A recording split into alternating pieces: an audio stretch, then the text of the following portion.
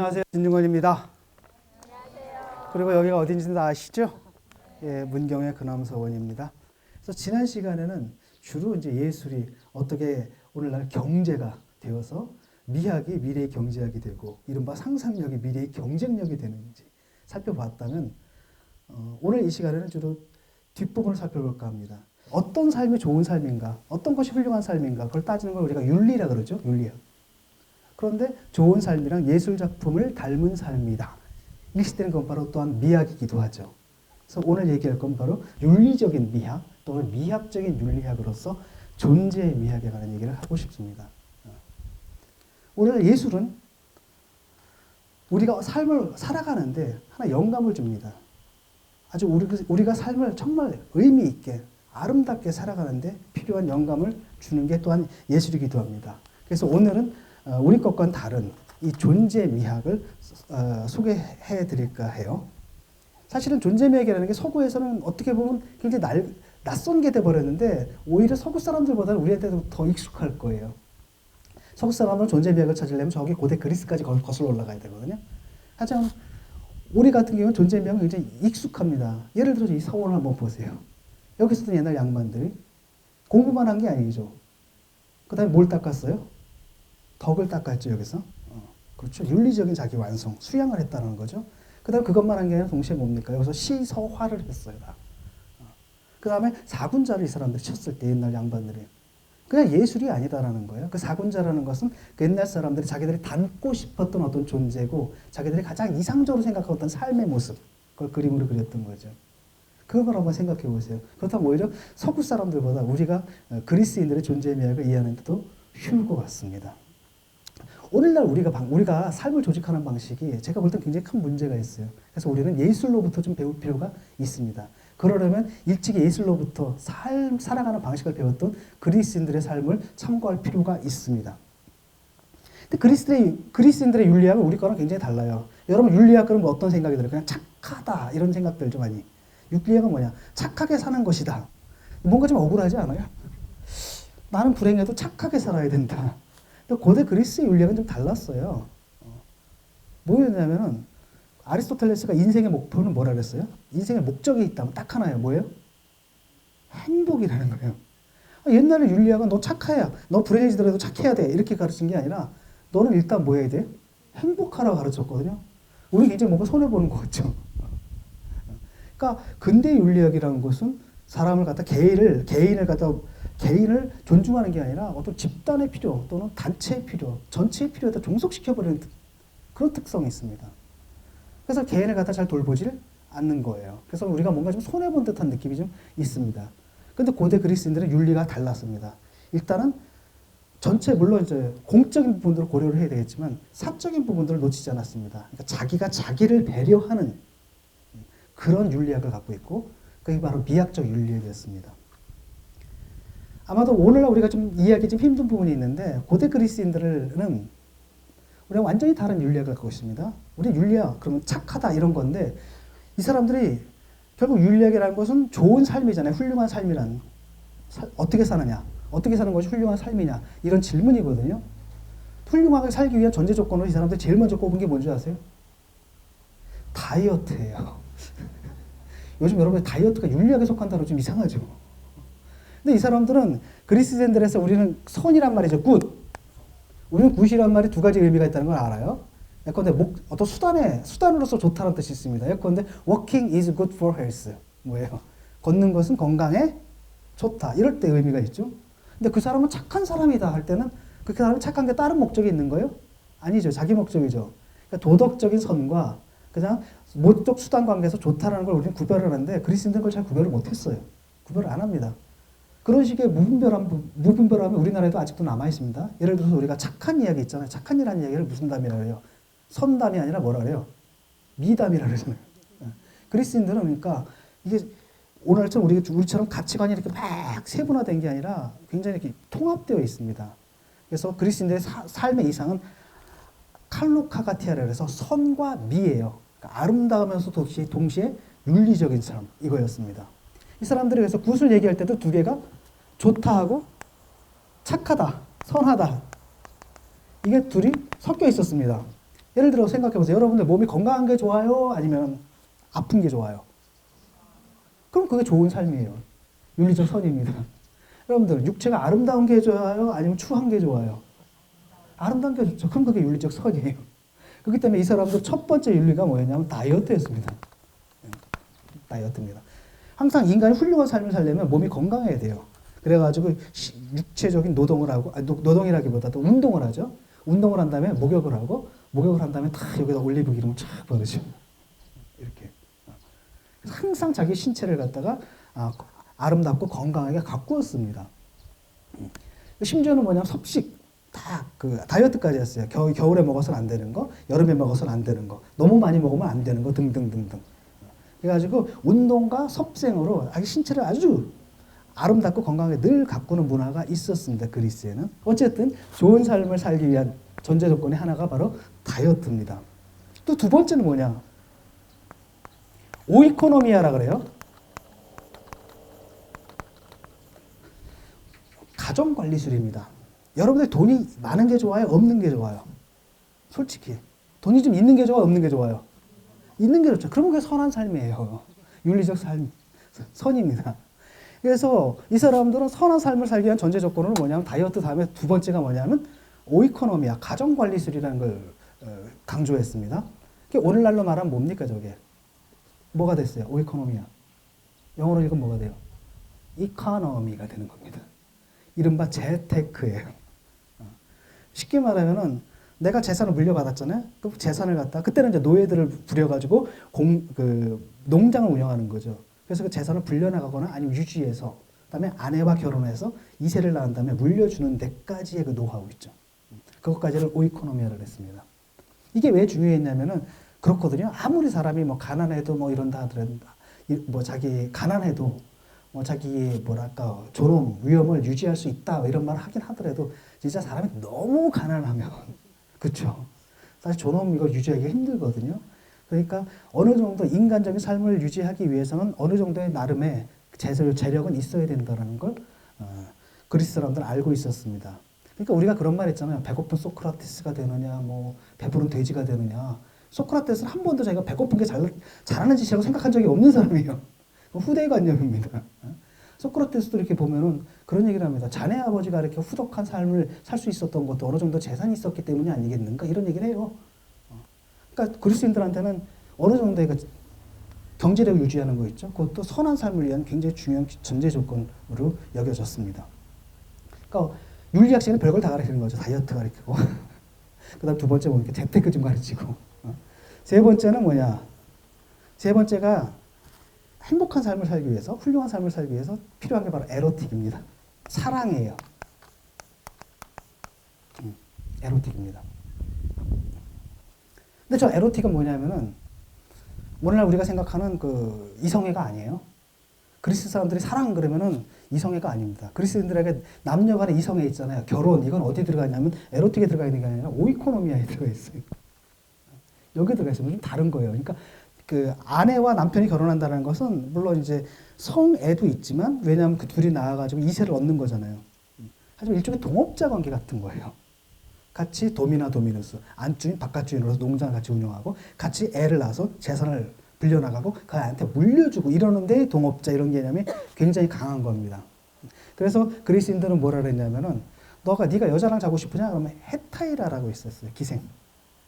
기생한테. 그러니까 조선시대 기생처럼 정말 철학 문예에 능한 사람들입니다. 그 사람들한테 가라. 애를 낳고 싶냐? 그러면 아내한테로 가라. 사랑을 하고 싶으냐? 그러면 소년에게로 가라. 이렇게 얘기해요. 동성애였습니다. 동성애 관계가 있었어요. 동성애가 굉장히 중요한 의미를 지니고 있었어요. 그리스 사회에서는. 오늘날 우리는 알잖아요. 동성애 그런 막 난리가 나잖아요. 그런데 그 플라톤의 향연이라는 책을 읽어보면은 그리스 사람들의 성관념을 보여주는 일화가 나와요. 아리스토파네스라는 사람이 나옵니다. 거기서. 이 사람은 에로스, 사랑의 기원에 대해서 얘기해요. 사람들이 왜 남자와 여자 또는 사람들끼리 사랑을 하게 됐을까? 그 사람은 어떻게 설명하냐면 옛날에 아득한 시절에 원시인들이 있었는데 원시인들은 사람이 2인 1쌍, 그러니까 한 쌍에 이렇게 붙어 있었답니다. 등을 맞대고. 그러니까 등을 이렇게 맞대고 붙어 있는 거예요. 그러니까 다리가 몇 개입니까? 4개고 팔이 몇 개예요? 4개죠. 총 8개죠. 그래서 이렇게 덤블리면서 굴러다녔대요. 그랬는데 이것들이 방자하게 굴었어요. 제우스 신한테. 그래서 제우스 신이 화가 나가지고 얘들을 갖다 딱 반으로 잘라버린 겁니다. 그래서 그 잘라진 걸 이렇게 이어서 붙인 게 배꼽이라는 거예요. 근데 그때 문제는 뭐냐면 원래 그 원시인들 중에서 남남이 붙어 있는 경우와 남녀가 붙어 있는 경우와 여여가 붙어 있는 경우가 있었다는 거예요. 그러니까 남남이 붙어 있으면 게이가 되는 거고 여여가 붙어 있으면 레즈비언이 되고 남녀가 붙어 있으면 뭐예요? 이성애자가 된다는 거죠. 우리는 하나의 성만 있지만 그리스에는 N개의 성이 있었던 거예요. 그 각자가 다 동등한 자격을 갖는 성이라는 거죠. 이게 그리스인들의 관념입니다. 그래서 이 사람들은 전형적인 관계는 뭐냐면 에라스테스라고 어른이 있습니다. 그다음 에로메네스라고 소년의 관계입니다. 당연히 여기는 성관계도 포함이 되는 거죠. 근데 이게 뭐냐면은 사적인 관계에서는 애정 관계예요. 소년을 사랑하는 거고 둘이서 사랑을 나누는 겁니다. 보통 이 어른이 바로 뭐의 역할을 하냐면 남자 역할을 하고 아이가 뭐의 역할을 해요? 여자 역할을 하게 되는 거죠. 그러니까 사적인 관계에서는 이게 애정 관계지만은 이게 동시에 공적 의미가 있었던 겁니다. 왜냐? 저 아이는 폴리스를 담당한 2세예요. 그러니까 어른이 얘를 가르치는 겁니다. 그러니까 오늘날에 뭐예요? 멘토하고 뭐의 관계예요? 멘티의 관계라는 거죠.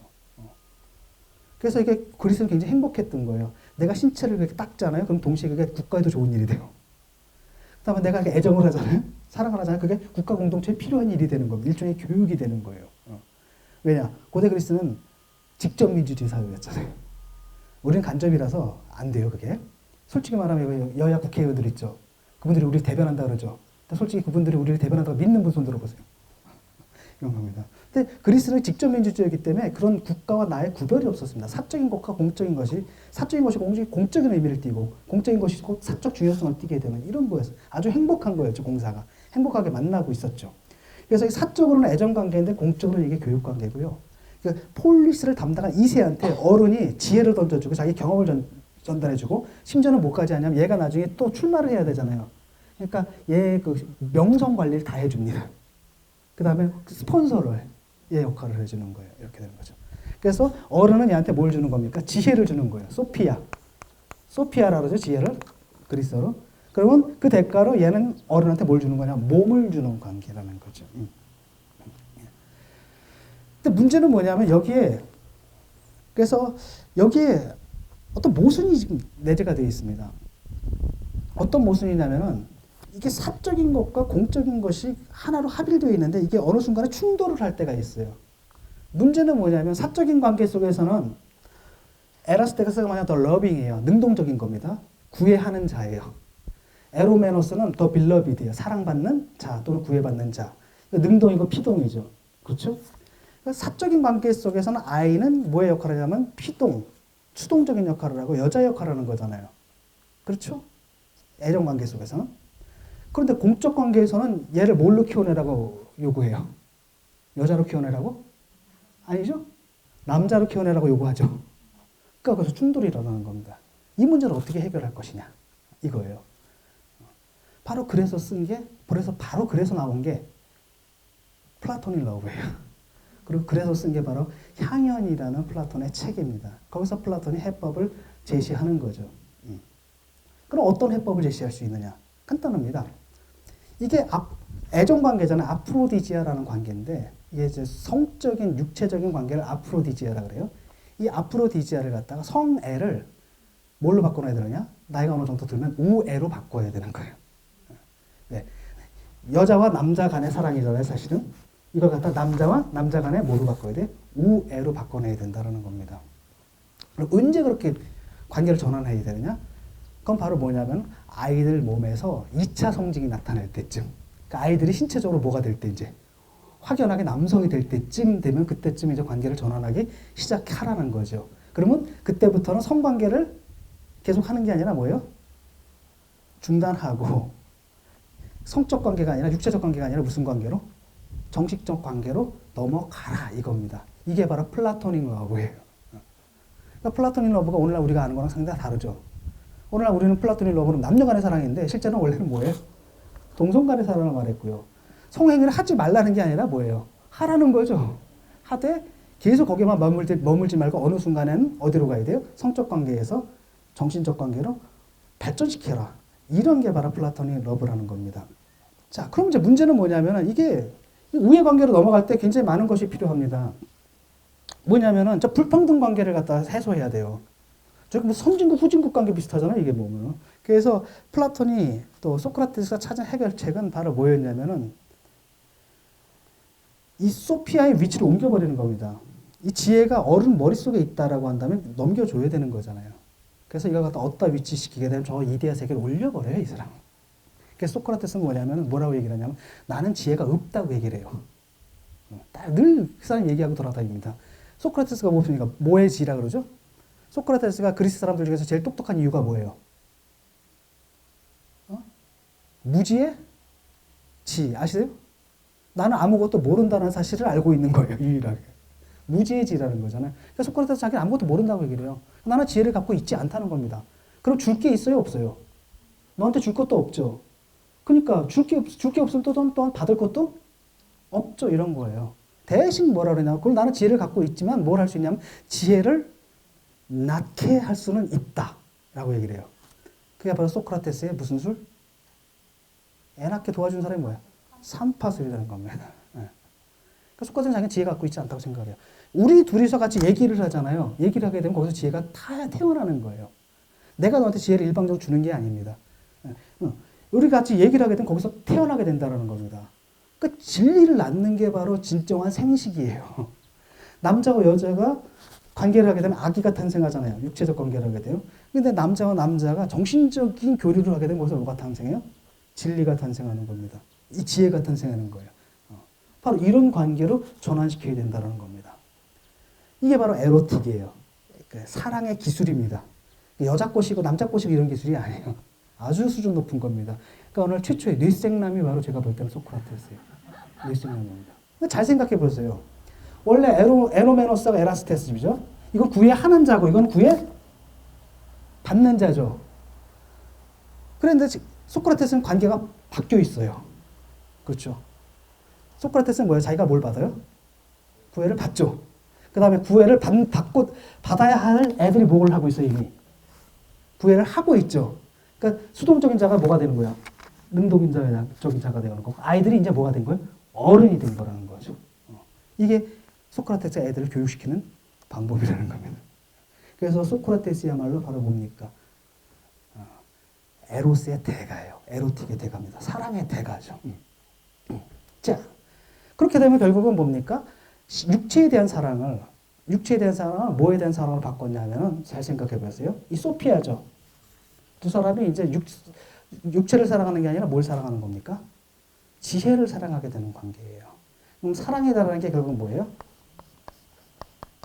필리아라는 게 있습니다. 필리아. 근데 뭘 사랑해요? 지혜죠. 지혜가 뭐예요? 소피아죠. 그럼 필리아하고 소피아를 합쳐보세요. 뭐가 돼요? 필러, 소피아. 한마디로 뭡니까? 철학이 되는 겁니다. 그러니까 네 번째가 바로 완성이 바로 이겁니다. 그리스인들의 윤리학의 마지막 항목이 바로 철학이에요. 필로소피아. 여기서 행복한 삶 또는 아름다운 삶이 완성되는 겁니다. 철학을 통해서. 근데 그 철학이 어디서 나와요? 사랑에서 나오는 거예요. 사랑에서 나오는 겁니다. 그래서 그 플라톤은 그런 얘기를 해요. 그렇게 해가지고 이렇게 아프로디지아에서 즉 육체적 관계에서 정신적 관계를 이렇게 바꾼 그런 연인들의 경우에는 그 영혼의 어깨에서 날개가 자라난대요. 이렇게 싹. 그래서 둘이서 이렇게 마주 보면서 같이 영혼의 날개를 해가지고 날아오르는 거. 하늘나라로 쫙 올라가서 어디까지 가냐면 저거 올림푸스 신들이 사는 데 있죠. 올림푸스 산정까지 가는 거예요. 그래서 신들이 사는 거기까지 날아 올라가서 바로 거기서 신들의 눈을 가지고 신적인 눈을 가지고 인간들이 사는 세상들을 굽어볼 수 있게 된다는 겁니다. 그러니까 완전한 지혜에 도달한다는 거죠. 그리고 인간이 바로 뭐가 된다는 얘기예요, 사실은? 신이 된다는 얘기예요. 이게 그리스인들의 철학입니다. 그러니까 그리스인들은 예술작품처럼 자기 삶을 정말 더 완전하게 가꿔서 완벽한, 더 이상 어떻게 할 수 없는 그 완벽함에 도달할 때 바로 뭐가 된 겁니까? 인간이 신이 되는 거고 존재가 완성되는 겁니다. 이게 이제 그리스인들의 존재의 이야기예요. 그러니까 완전히 기독교랑 굉장히 좀 다른 부분이 있습니다. 기독교에서는 항상 겸손하라고 가르치잖아요. 근데 그리스인들은 겸손한 게 아니라 뭐라고 가르쳐요? 항상 우수해져라라고 가르쳐요. 계속 우수해져라. 제가 교회 다닐 때는 뭐라고 배웠냐면은 요건 몰랐지, 요건 몰랐지 하고 높아지려 하면 낮아진다는 요건 몰랐지. 그러니까 계속 모아지라는 얘기예요. 낮아지라고 가르쳤죠. 근데 그리스인들은 달라요. 너 계속 높아져야 돼. 높아져야 돼. 우수해져야 돼. 우수해져야 돼. 이겁니다. 얘네들 선의 개념이 달라요. 아레테라는 건 뭐냐면은 어떤 것이 자기 존재의 어떤 것이 자기의 잠재성을 충분히 발휘하는 상태가 덕이에요. 그리스인들에게는. 우리처럼 착하다 이런 게 아닙니다. 그러니까 예를 들어서 여학생이 있어요. 수학을 엄청나게 잘할 수 있어요. 근데 안 해. 그럼 나쁜 놈이에요. 알겠죠? 그게 나쁜 놈이에요. 이 나쁜 놈. 너는 더 잘할 수 있고 더 우수할 수 있는데 왜 안 하는 거야? 이렇게 되는 거라는 겁니다. 그래서 그리스인들의 그 도덕이라는 것은 항상 뭡니까? 자기 자신을 갖다 더 낮게 만들어 올라가는 그런 윤리학입니다. 우리랑 다르죠. 우리는 항상 겸손하게. 근데 대한민국 사는데 정말 짜증나는 겁니다. 제가 말만 하면은 저 싸가지가 어쩌고 저쩌고 뭐. 하여튼 대한민국은 뭡니까? 싸가지 소지의 의무가 있어요. 주민증 검사해가지고 싸가지 없으면 뭐 사회적으로 매장시키려고 들잖아요. 이런 것들. 이게 좀 왜 그러는지 모르겠습니다. 그 다음에 모난돌이 뭐예요? 정 맞는다. 하여튼 정 때릴 준비가 다 돼 있는데 왜들 그러는지 모르겠어요. 개를 갖다가 그렇게 그거 잘못됐다는 생각이 듭니다. 그래서 제가 제안하는 것은 좀 다른 윤리학이라는 거죠. 자, 한번 생각해 봅시다. 에로스라는 존재를 한번 생각해 보세요. 이게 사실 에로스가 굉장히 인간의 상징이기도 합니다. 무슨 얘기냐면 그 향연에 보면 에로스 신의 그 유래에 대해서 나옵니다. 그리스 사람들은 사랑이니 뭐니 다 의인화하잖아요. 그렇죠? 정의는 뭐 주스티치아, 사랑은 에로스, 그다음에 아름다움은 아프로디테, 이렇게 다 신으로 이렇게 의인화하잖아요. 에로스도 그 사랑을 갖다가 욕망을 의인화한 겁니다. 거기 보면 이런 얘기가 나와요. 에로스 신이 왜 아프로디테를 따라다니느냐? 사실은 아프로디테가 탄생하던 날 에로스도 만들어졌거든요. 왜냐? 아프로디테가 탄생하던 날 생일 축하 잔치를 벌였어요. 신들이. 그때 이제 풍요의 신 포로스라는 사람이 있었습니다. 신이죠, 사람이 아니라. 신들의 음료를 넥타라 그래요. 그걸 쫙 마시고 딱 여기 잔디밭에 늘어져가 자고 있는 거예요. 잠이 들었습니다. 그런데 바깥에 신들이 잔치를 벌였으니까 뭔가 뭐 얻어먹을 게 없을까 해가지고 빼냐라는 인간이에요. 가난에 의인화입니다. 이렇게 보다가 보니까 포로스가 잠들고 있잖아요. 슬쩍 옆에 가서 같이 동침을 해버려요. 그 사이에서 난 게 바로 누구냐? 에로스라는 거예요. 그래서 아프로디테의 생일날 만들어졌기 때문에 에로스가 늘 아프로디테를 따라다니죠. 비너스가 있으면 큐피드 따라다니잖아요. 그렇게 됐다는 겁니다. 근데 재밌는 건 그 에로스가 뭐냐라는 거예요. 아버지는 신이에요. 엄마는 뭐예요? 인간이죠. 그러니까 그 사이에서 태어났으니까 뭐가 돼요? 존재가 반인, 반신이 되는 겁니다. 반인, 반신. 그러니까 신이라면 모든 지혜를 갖고 있죠. 그러니까 사랑할 필요가 없어요. 이미 갖고 있는 걸. 그런데 인간은 뭐예요? 그러니까 이게 인간의 자식이기 때문에 지혜가 없어요. 에로스는. 그런데 동시에 신의 자식이기 때문에 그 지혜에 대한 사랑은 갖고 있는 거예요. 그러니까 항상 결핍 상태의 에로스는 지혜를 갈구하는 결핍 상태인 거죠. 그래서 에로스는 바로 반인, 반신, 반인입니다. 그래서 그 반신, 반인이고 결국은 에로스라는 게 뭐냐면 인간과 신 사이에서 여러분은 인간으로 그냥 내려갈 수도 있고 또 다시 어디로 올라갈 수도 있어요. 신으로 올라갈 수도 있는 어떻게 보면 인간의 상징이에요. 이게 인간 실존의 상징입니다. 바로 그거죠. 근데 그 반신, 반인을 갖다가 반인, 반신을 그리스어에서는 뭐라고 부르냐면은 다이몬이라고 불러요. 그리스는 신화를 그렇죠. 신들이 있고요. 그 밑에 뭐가 있냐면 반신, 반인이 있고요. 그 밑에 인간이 있고요. 그 밑에 뭐가 있냐면 반인, 반수가 있고요. 그 밑에 짐승이 있어요. 우리보다 좀 복잡한 세상에 살고 있었어요. 그때 그 반신, 반인을 뭐라 하냐? 다이몬이라고 부르거든요. 여기서 나온 말이 뭐겠어요? 영어.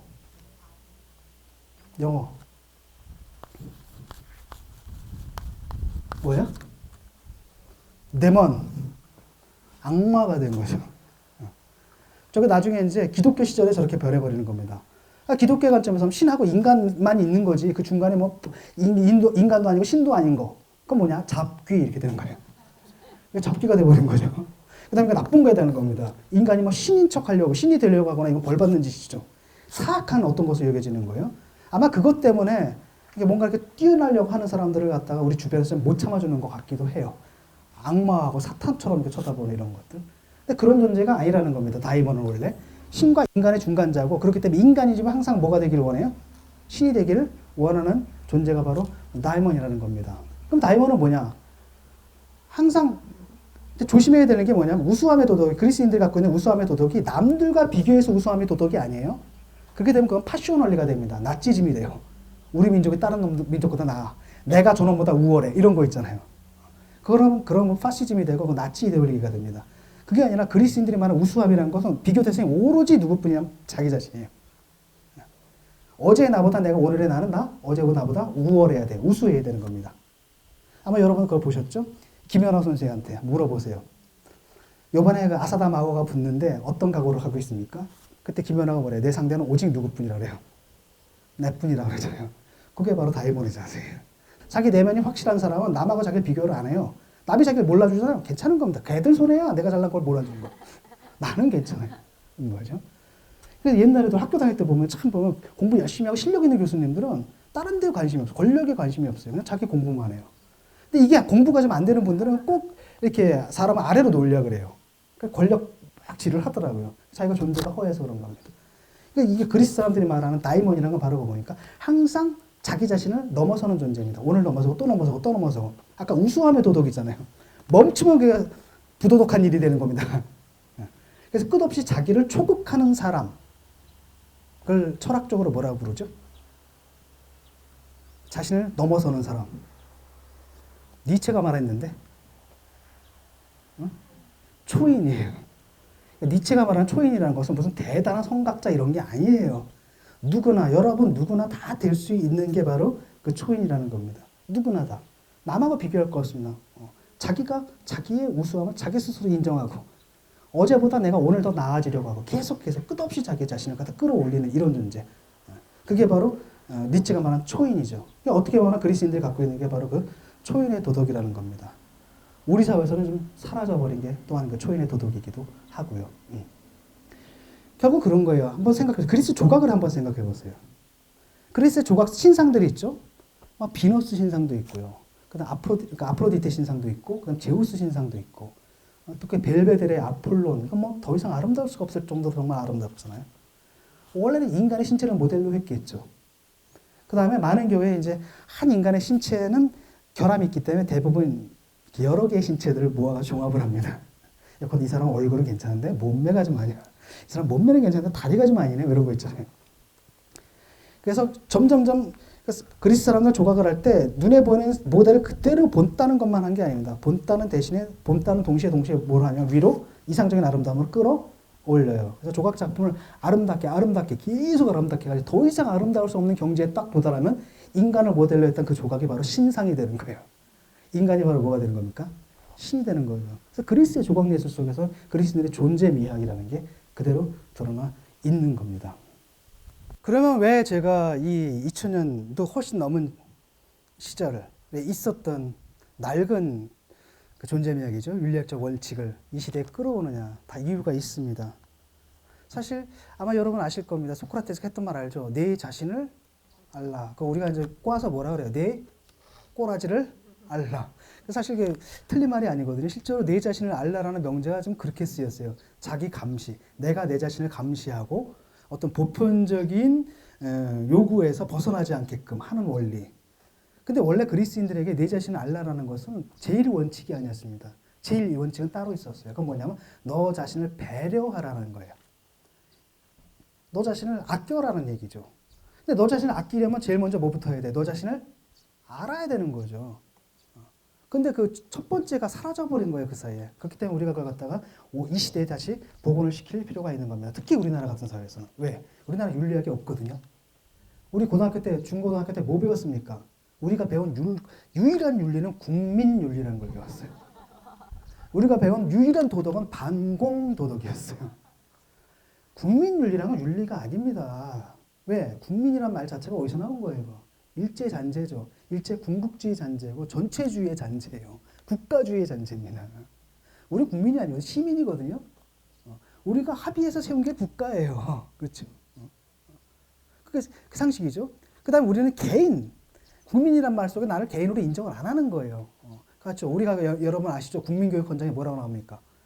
민족중흥의 역사적 사명을 띠고 이 땅에 태어났다. 이런 얘기잖아요. 어떤 놈이 나한테 그런 사명 줬어, 이씨, 나오라 그래. 저는 아무 생각 없이 태어났거든요. 태어나보니까 이 나라였을 뿐이에요. 사명 같은 거 안 갖고 태어났거든요. 근데 막 사명을 주잖아. 나를 배려하는 게 아니라는 겁니다. 국가적 요구에 맞게끔 막 나를 갖다 틀어막히는. 우린 그런 걸 갖다 윤리라고 배운 거예요. 이 군국주의 잔재, 제국주의 잔재. 우리는 무엇보다 개인입니다. 국가도 어찌할 수 없는 아주 고귀한 존귀한 인격을 갖춘 개인이라는 거죠. 그리고 국가도 바로 우리 같은 개인들을 보호하기 위해서 존재하는 게 국가일 뿐이에요. 나 자신을 배려해야 되는 거죠. 그러니까 시민윤리가 되어야 됩니다. 그다음 더 나아가서는 그냥 시민윤리가 아니라 세계 시민윤리가 되어야 돼요. 그러니까 우리 국가가 잘못하는 것도 세계 시민의 관점에서 얘기를 해야 돼요. 예를 들어가지고 일본군이 잘못한 건 막 욕하고 한국군이 잘못한 건 용서해주고 말이 돼야 안 돼요? 안 되죠. 세계 시민의 관점에서 잘못한 건 잘못한 거고 잘한 건 잘한 거고 이런 관점을 가져야 되는 거죠. 그러니까 한 개인으로서 세계 시민이 되어야 되는 겁니다. 이런 윤리적 의식을 갖춰야 되는데 우리는 그동안 배운 게 고작 국민윤리였습니다. 그래서 제가 볼 때는 우리한테 진짜 필요한 게 이런 식의 윤리학이야말로 진짜 필요한 겁니다. 바로 고대 그리스적인 어떤 그러니까 존재의 미학, 다시 말하면 윤리적인 미학 또는 미학적인 윤리학이 이 시대에 좀 필요한 것 같습니다. 왜? 한 번도 배운 적이 없어요. 우리는 그런 걸. 항상 자기 자신을 중시하지 않았잖아요. 자기 자신을 배려하는 법은 배워본 적이 없어요.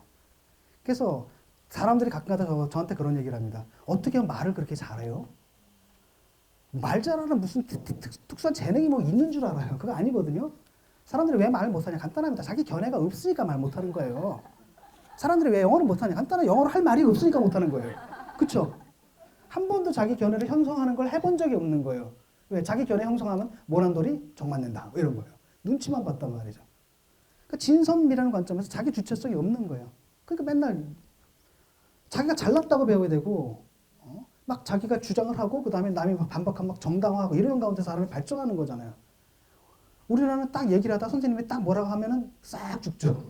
내가 무슨 얘기를 했는데 주위에서 이렇게 하면은 그 뭡니까 농도를 조절을 해요. 그러다 사람들이 너무나 반발이 크면 아예 의견을 접어버려요. 그러면 사회가 발전합니까 못합니까? 못해요. 자기 개인들이 활발하게 움직여야지 사회가 발전하지. 개인을 죽여버리거든요 다. 그러니까 자기 견해라는 게 없어요. 그래서 쏠림이 심한 겁니다. 하여튼요. 냄비처럼 확 이러는 거 있잖아요. 거기서 항상 뭡니까? 자기 견해를 지켜야 돼요. 싸워서 지켜야겠다는 굳은 결심을 해야 되는 겁니다. 바로 그런 굳은 결심을 하려면 뭐가 필요하냐? 존재미학이 필요한 거예요. 세상 사람이 뭔다 하더라도 난 내가 옳다고 생각하는 걸 말하겠다라는 거예요. 그 사람들 날 싫어하냐? 그럼 싫어하는 거지 할 수 없지. 내가 왜 니들한테 사랑을 받아야 돼? 이런 거예요. 디오게네스라고 있죠. 시노페 시민들이 얘가 마음에 안 들어서 추방형을 내렸거든요. 근데 우리 도시를 떠나라고. 근데 얘가 뭐라 그랬는 줄 알아? 다 그래. 너희들이 나한테 추방형을 내렸어? 그래. 그럼 나는 너희들한테 체류형을 내리노라. 그래서 딱 떠나버려요. 이런 미학들이죠. 그런 게 필요한 겁니다. 그 다음에 두 번째는 선이에요. 어떤 게 좋은 삶인가? 한 번도 생각해 본 적이 없을 겁니다. 사람들 그냥 뭐라고 생각하냐면 그런 겁니다. 좋은 대학 나와가지고, 그렇죠? 좋은 직장 다니다가, 아파트 평수 넓히고, 그 다음에 아파트는 강남 쪽에 근접하는 것이고, 그렇죠? 자동차는 뭡니까? 배기량 늘려가거나, 아니면 외제, 뭐 이렇게. 이게 자기 욕망이라고 생각을 하는 거예요. 한 번도 지가 진짜 되고 싶은 게 뭐였는지, 진짜 자기가 하고 싶었는지 물어본 적이 있는지 한번 물어보고 싶어요. 대부분의 경우 없습니다. 제가 이제 유학 시절에, 유학이 아니라 이제 필리핀에 있는 동안에 거기 이제 어학연수로 온 학생하고 얘기를 했는데 고민이 많더라고요. 뭘 해야 될지 모르겠대요. 그래서 내가 그걸 학생한테 물어봤습니다. 너는 네가 진짜 하고 싶은 게 뭔데? 그랬더니 벙 찐 얼굴 하더니 글쎄요, 한 번도 생각해 본 적이 없다는 겁니다. 24살 먹도록. 그러니까 사람이 네 욕망은 이거라고 막 정해준 거예요. 네 욕망은 좋은 대학 가는 거고, 네 욕망은 이거고, 뭐 삼성 가는 거고, 뭐 하는 거, 이런 거예요. 자기가 진짜 원하는 게 뭔지 한 번도 생각 안 해보는 거고, 남의 욕망을 욕구하는 거예요. 그렇죠. 남의 욕망을 욕구하는 겁니다. 그럼 자기의 삶이 아니게 되는 거죠. 그게 사람들이 지금 불행한 이유가 바로 그겁니다. 그리고 세 번째는 미론도 마찬가지. 진선미에서 미로 가봅시다. 미에서도 주체성이 있어야 되는 겁니다. 무슨 얘기냐면은 우리나라 이렇게 성형수술이 막 대국이잖아요. 그 주체성이 없어서 그런 거예요. 네, 성형수술이라는 건 어떤 평균치에다 뜯어 맞추는 거잖아요. 자기 얼굴에 자신감이 없으니까 다들 그 연예인 얼굴에다 맞추는 거예요. 그렇죠? 근데 이웃 나라만 해도 일본만 해도 일본 여자들은 안 그러거든요. 일본 여자들은 그냥 뻐드러니 났으면 난대로 그냥 그 매력을 갖고 그냥 살아가요. 그렇죠? 일본만 해도 그럴 때. 우리는 왜 그러냐? 막 무시하죠, 뭐. 뭐 살쪘다가 무시하고 못생겼다가 막 무시하고 이런 것들이 막 방송에서 막 나오고 이러잖아요. 이게 다 천박한 겁니다. 여러분 항상 뭐라고 생각하냐면은 그렇게 생각해야 돼요. 미감이다라는 것도 정해진 걸 따르는 게 미감이 아니라 미감이라는 건 만들어 나가는 겁니다. 내가. 그러니까 사회적 미감에 비춰가지고 나 자신을 판단하지 마세요. 나를 기준으로 사회적 미감을 바꿀 생각을 하라는 얘기죠. 그래서 제가 맨날 주장하는 게 내가 잘생겼다고 주장하는 겁니다. 제가 그러니까 조국 같은 사람은 태어날 때 미남이죠. 조국 교수 같은 경우. 저는 자수성가형 미남이거든요. 저는 오로지 제 개인적 노력 하나만 가지고 이 자리에, 이 미남의 자리에 온 겁니다. 뭐냐, 무조건 미남이라고 우기세요. 그럼 처음에 시끄럽다 그래. 아, 조용히 해. 근데 계속 우기세요. 그러면 그냥 귀찮아서 말리지도 않아요. 그 다음에 계속 난 잘생겼다고 우기십시오. 그러면 아, 알았어 하면서 최초의 긍정이 나옵니다. 그 다음에는 이제 사람들이 더 쉽게 긍정을 해줘요. 그다음 한참쯤 지나면 사람들이 제가 혹시 진짜 잘생긴 거 아니야? 이렇게 헷갈리기 시작하거든요. 바로 그겁니다. 바로 그때 이제 미감이 변한 거예요, 그분들이. 아시겠죠? 천재는 있죠. 규칙을 따르는 사람이 아니에요. 천재는 규칙을 따르는 사람이 아니라 규칙을 제정하는 사람이에요. 천재는 남을 모방하는 사람이 아니라 남으로 하여금 자기를 모방하게 만드는 사람이에요. 그러니까 천재는 미의 법칙의 입법자입니다. 여러분이 그런 삶을 살라는 거죠. 어떤 견해도, 어떤 세계에 대해서도 나 자신만의 견해를 만들어내고, 삶을 살 때도 내 자신만의 욕망을 긍정하고, 그 다음에 삶을 살 때도 내 자신만의 미감을 가지고 판단한다는 거죠. 이게 바로 그리스의 존재 미학에 의미하는 바입니다. 근데 우리는 이때까지 한 번도 그렇게 배워본 적이 없다는 거예요. 한번 생각해 보세요. 근데 우리는 계속 일제까지 금욕주의적 미학만 받아봐. 금욕주의적 윤리만 배워왔습니다. 네가 불행해지고 뭐 한다 하더라도 어떤 참아라. 그러니까 너를 희생해서라도 뭡니까? 뭐 국가를 위해서, 가족을 위해서, 또는 누구를 위해서 이런 거. 그렇게 배워왔단 말이죠. 그런데 그게 뭐 굉장히 위선적일 수가 있습니다. 굉장히 위선적일 수가 있어요. 예를 들어 보세요. 우리나라가 보면은 성도덕을 한번 보세요. 그리스인들은 굉장히 문란한 것 같지만 굉장히 자유로운 성행위를 했습니다. 그리스인들은 뭡니까? 동성애, 뭐 게이, 레즈비언, 수감부터 온갖 성애가 다 있었어요. 그렇다고 그 사람들 성적으로 문란했느냐? 그렇게 볼 수는 없는 겁니다. 나름대로 자기 원리가 있었습니다. 그럼 뭐냐면은 정욕의 노예가 되지 않는다는 거예요. 그러니까 두 가지가 있는데 정욕의 노예가 되는 방식이, 하나는 정욕이 무서워서 도망가는 거예요. 아마 여러분 아시죠? 왜 종교인들 중에서 정욕을 뭐 쉽게 말하면 정욕이 무서워서 막 거세를 하거나 이런 사람들 있어요. 극단적인 경우에. 정욕이 무서워서 도망가는 거야. 그리스인들이 볼 때는 그거는 노예라는 거예요. 또 하나는 뭐냐면 정욕에 빠져가지고 허부적거리는 사람들이 있습니다. 헤어나오지 못하고. 그것도 정욕의 노예가 되는 길이에요. 그러면 진짜 주인이 되는 건 뭐냐? 적절히 부리는 거예요. 정욕을 적절하게 즐기면서 동시에 거기에 끌려다니지 않을 정도의 자기 절제를 딱 유지하는 그 상태 있죠. 그게 바로 그리스적인 도덕입니다. 성도덕입니다. 우리나라 사보세요. 길바닥에서 맨날 순결 사탕 나눠주잖아요. 그렇죠? 다 순결을 뭐 그냥 기본적으로 다 순결 이렇게 강조를 합니다. 애들이 성행위하면 큰일 날 것처럼 막 난리 발갈칩니다. 서구 애들은 뭐 14살, 15살, 16살쯤 되면서 첫 성행위 하잖아요. 그렇죠? 자기들끼리. 우리는 뭐 난리가 나요, 막. 그렇죠? 아버지, 엄마가 그럽니다. 그런데 대한민국처럼 성적으로 문란한 나라가 또 있어요? 겉으로 보면 무슨 무슬림 국가 같아, 막. 뭐 이슬람 국가 같아. 거의 막 성도덕이 엄청나게 막. 이 처녀성의 도덕, 뭐 이런 게 있죠? 그런데 한 껍질만 딱 들어가면 세상에 대한민국처럼 도처에 널리는 게 성매매, 이런 나라도 없어요. 한번 전 세계 나가봐요. 없습니다. 이게 두 개 노예 도덕이에요. 성이 무서워서 도망가라고 가르치는 거. 아예 성교육이라는 게 결국 그거잖아요. 웬만하면 하지 말고 꼭 해야 된다면 콘돔 사용, 이거잖아요. 그러니까 우리나라는 뭐냐면 아이들도 성의 주체로 키우는 게 아니라, 아이들을 갖다가 주체로 키우는 게 아니라, 그러니까 성인으로 키우는 게 아니라 성인이 된 애들까지도 아이로 관리해요. 그렇죠? 그게 문제라는 겁니다. 그러니까 애들이 몇 살이 됐든 간에 자기가 스스로 자기가 하는 행위에 대해서 책임을 질 수 있게 만든다라고 한다면, 그리고 그런 선에서 너의 생활들을 즐겨라. 너의 캐릭터를 충분히 즐겨라. 이렇게 가르쳐야 되는데 우리는 무조건 못하게 만든다. 그 다음에 못하게 하는 그 애비는 뒷구멍에서 온갖 짓 다 해요. 이런 위선이 어딨냐라는 거죠. 바로 이런 것 때문에 오히려